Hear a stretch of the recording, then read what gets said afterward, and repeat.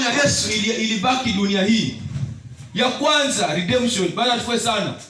Redemption ni kama ya kwanza ni to be delivered, bana tuwe sana. Damu ya Yesu ilitukomboa kutoka ufalme wa giza. Damu ya Yesu wakati imekuwa msalabani, tulikuwa tumekombolewa. Wakati damu ya Yesu imekuwa msalabani, tulikuwa tumetolewa, tulikuwa tumekombolewa katika damu za nyumbani, katika madhabahu ya babu na babu zetu. Tulikuwa tumetoanishwa, tumekatanishwa na damu zetu. Bwana tuwe sana. Damu ya Yesu ilikuja kutupatanisha na Mungu. Bwana tuwe sana. Damu ya Yesu ilikuja kutupatanisha na Mungu. Yaani ukiangalia the consequence of sin, wakati Adam na Hawa walifanya, kati Mungu aliwalaani, kitu kwanza ilikuwa kwamba the relationship between man and God was broken. Bwana tuwe sana. Ule uhusiano kati ya mwanadamu na Mungu ulikuwa umevunjika. So damu ya Yesu ikaja ikatukomboa, ikatupatanisha tena. Bwana tuwe sana. That's unaona, damu ya Yesu ilikuja kutupatanisha sisi na Mungu. Ile uhusiano ambao ulikuwa umepotea. Kwa sababu kitambo ilikuanga kuhani peke yake. Kuhani peke yake ndiye alikuwa anaruhusiwa kwenda kutoa dhabihu. Bwana tuwe sana. Mlikuwa mnachukua mnakusanya madhabihu zenu, mnaambia kuhani yeye anaenda katika ni huko sinagogi. Yeye anaingia huko ndani anakuombea. Bwana tuwe sana. Kama nyinyi ni ukoo fulani, mnachukua kuhani mnampelekea maombi yenu. Yeye anaenda ana represent huko. Bwana tuwe sana. So damu ya Yesu ilikuja kutupatanisha. Sisi sote tuko na uwezo wa kufikia Mungu. Bwana tuwe sana. Sisi wote tuko na uwezo wa kuomba chochote kwa Mungu na tupate. Bwana tuwe sana. Damu ya Yesu ilikuja kutuondoa. So usiwahi tumia damu ya nyumbani. That's unaona, hii madhabahu ya nyumbani inatuandama sana because you have not hatujaelewa damu ya Yesu inazungumza nini. Bwana tuwe sana. Ukiwa na damu ya Yesu una nini? Revelation 5:12. Revelation 5:12. Damu ya Yesu inazungumza nini? Sisi hatutumii damu za nyumbani. Hatutumii damu za babu zetu. Hata kama wewe ni wa uko fulani, hata kama wewe ni wa nini, hata kama wewe ni Muluya, hautumii damu ya Muluya. Unajua ndio wanasema Muluya, ati damu ya Muluya ni nzito sana. Ati mtoto wa Muluya akizaliwa nje ni lazima arudi. Maana tuwe sana. Ati ni nzito. Sisi hatutumii damu ya Waluya. Hatutumii damu ya Wajaluo. We don't use that. Tunatumia damu ya Yesu. Maana tuwe sana. Ambayo ilimwagika msalabani ili tukaweze kukombolewa. Tutoke damu ya Yesu ilikuja kutuondoa katika zile bilizo ambazo tulikuwa tunaamini kitambo. Sasa unaona Yesu alikuwa anasema kwamba you have heard it was written, but I tell you, alikuja kutuondoa kwa zile dhana ambazo tulikuwa nazo kitambo. Zile imani ambazo tulikuwa nazo kitambo. Damu ya Yesu ilikuja kutuondoa. Bwana tuwe sana. Usiwaje danganya ati damu ya Yesu, ati damu ya Waluya, damu ya Wakamba, damu ya usiwaje danganya hiyo. Utabaki katika utumwa maisha yako yote. Bwana tuwe sana. Na watoto wako pia watazaliwa wakiwa wanasikia ukisema hivyo, pia watabaki hivyo hivyo. Lazima damu yetu ni mbaya sana. Damu yetu ni mbaya sana. Ukichokoza mmoja, utajionea kwenu. Bwana tuwe sana. Utajionea, tutavamia kwenu, utashangaa. Yaani wanaamini damu yao sana. Ufunuo Yohana 5:12 inasema hivi.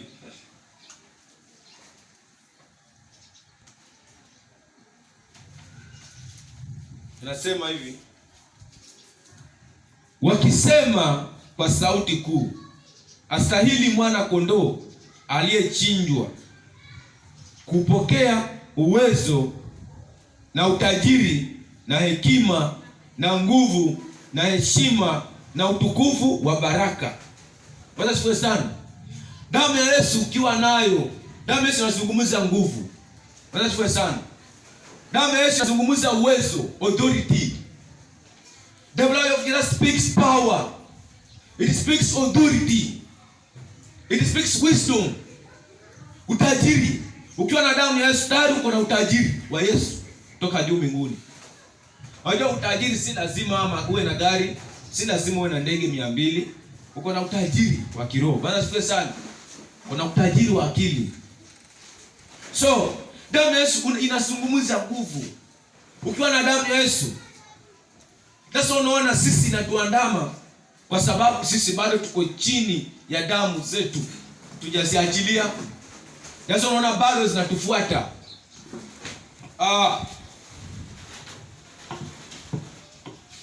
Watu kwa maagano.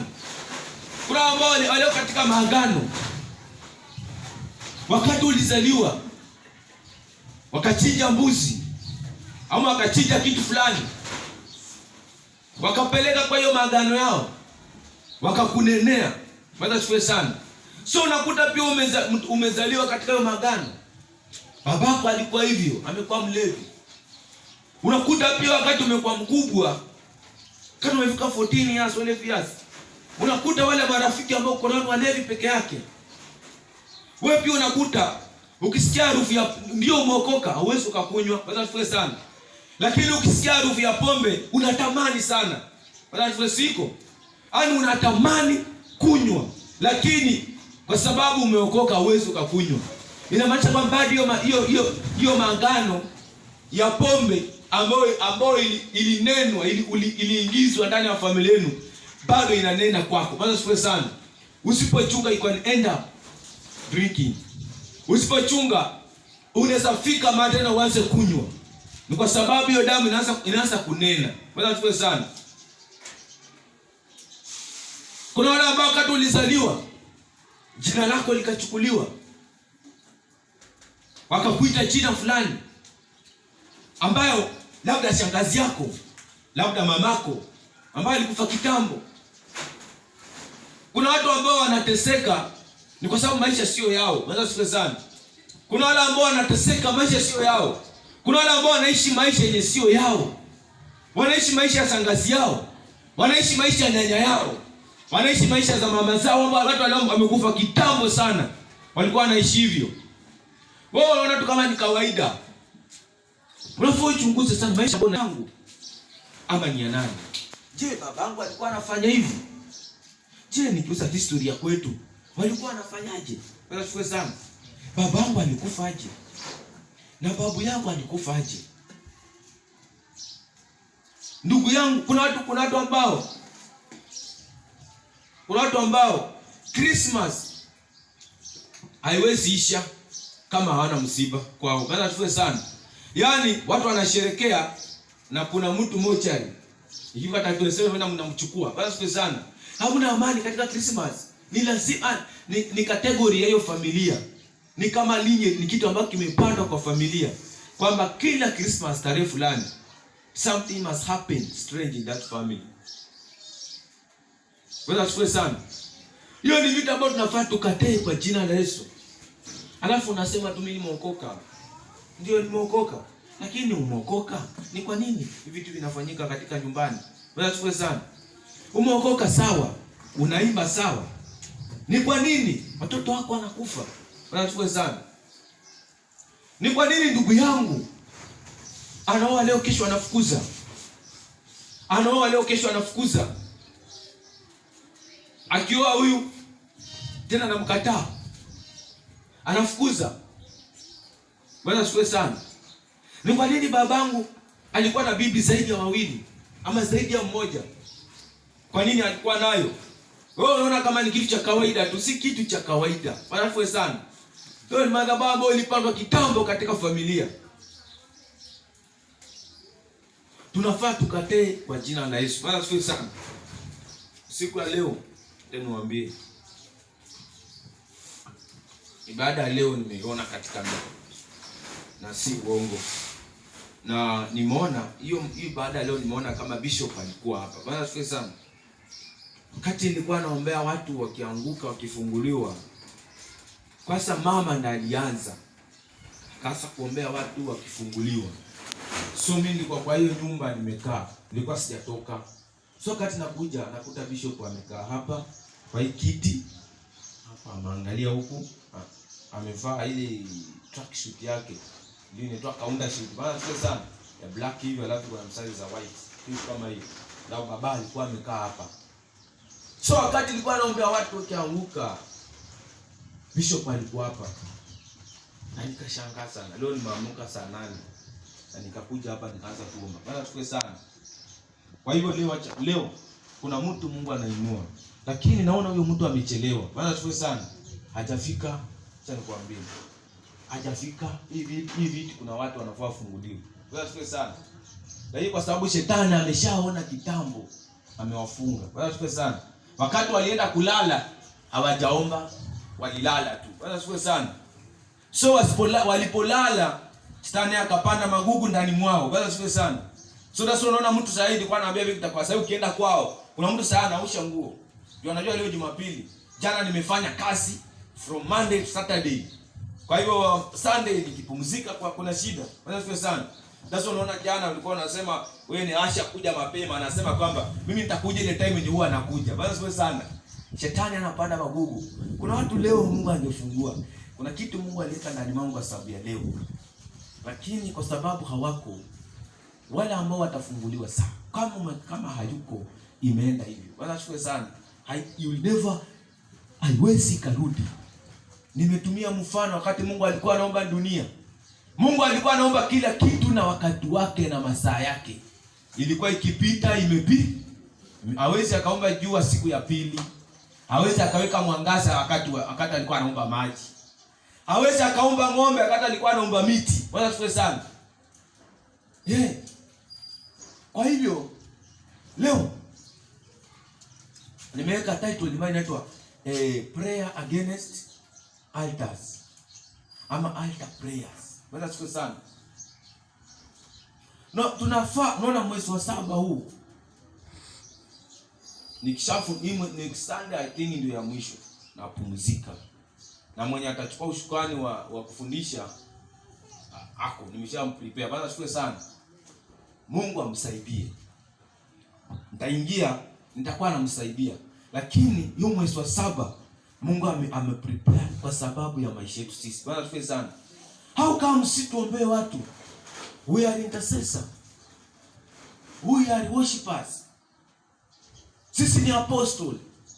Lakini kwa nini tuombee watu wabarikiwe na sisi katika maisha ya utumwa maisha siku zote? Bwana asifiwe sana. Ni kwa nini tuombe na vitu bado zimetukalia nyuma sisi? Unakuta hasira itaitoka katika kinywani mwako. Kwa sababu ile madhabahu ya nyumbani. Bwana asifiwe sana. Baba alikuwa na hasira, babu alikuwa na hasira. Wewe pia umezaliwa ndani ya hasira. Unakuta na mtoto wako pia amezaliwa hapo ndani ya hiyo hasira. Kuna watu wengine, kuna msichana mmoja akaniambia kwamba hati nikisikia mahali wanapiga mwizi, mimi huwa natoka nduki, nachukua rungu. Pia mimi nachangia. Bwana asifiwe sana. Unajua alikuwa anaongea tu anafurahi. Lakini mimi nilikuwa nafikiria ni kwa ndani. Bwana anaongea hivi. Kuna watu ambao wakisikia vita hivi, ikinuka hivi, mimi nilikuwa mmoja wao. Bwana asifiwe sana. I was among them. Nilikuwa nikisikia vita hivi. In fact walikuwa kichochea vita mpaka waulize mimi nimekuwa ndani. Yaani isipokuwa ndani hiyo vita watu hawadhibiwi. Bwana asifiwe sana. Lakini nikiwa ndani lazima kesi itakuwa. Sasa mimi ndo najua kuchochea. Bwana asifiwe sana. Nilikuwa najua kuchochea sana. Lakini nikaja nikafikiria, nikapiga mahesabu, nikafikiria. Ni lazima tuinue madhabahu ya Mungu. Bwana asifiwe sana. Lazima tuinue altar za Mungu. Lazima tuinue damu ya Yesu isungumuze juu ya maisha yetu. Si damu zetu. Bwana asifiwe sana. Si damu ya ukoo wetu. Mimi sema kuanzia leo sitaishi maisha ya wazazi wangu.